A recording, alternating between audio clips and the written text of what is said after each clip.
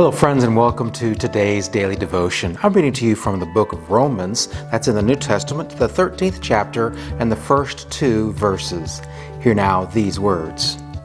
Let everyone be subject to the governing authorities, for there is no authority except that which God has established. The authorities that exist have been established by God. Consequently, whoever rebels against the authority is rebelling against what God has instituted, and those who do so will bring judgment on themselves. This is an interesting section of Paul's letter to the Roman people, because the government that Paul is referring to, the original context was the Roman imperial government, and many people thought that the imperial government of Rome was hopelessly corrupt. It was full of people who were all about their power bases, lining their own pockets and oppressing others and taking advantage of what they could do in the government. And the emperor was the worst of all. And Paul is saying even that atrocious, evil, awful government, their authority is established by God.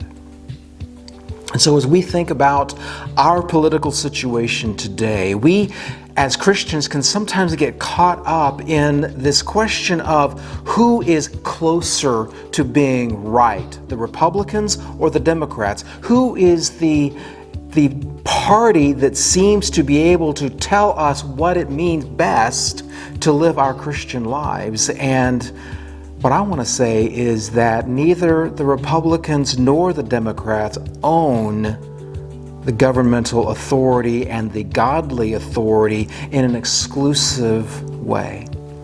Instead, what I think we need to learn from what Paul says about government and God is that we need to recognize that our government authority does have authority. And in the places where that authority is being used in an incorrect, in an unchristian manner, you and I as Christians don't rebel against the government, but instead we work to change it, to reform it, to vote in the people who are going to help make things better and vote out anybody who doesn't. And the last time I checked, that doesn't mean either Democrat or Republican just by virtue of party. So may you put your faith in God and be a part of making our government good and godly. That's my advice for today, and I'll see you tomorrow for another daily devotion.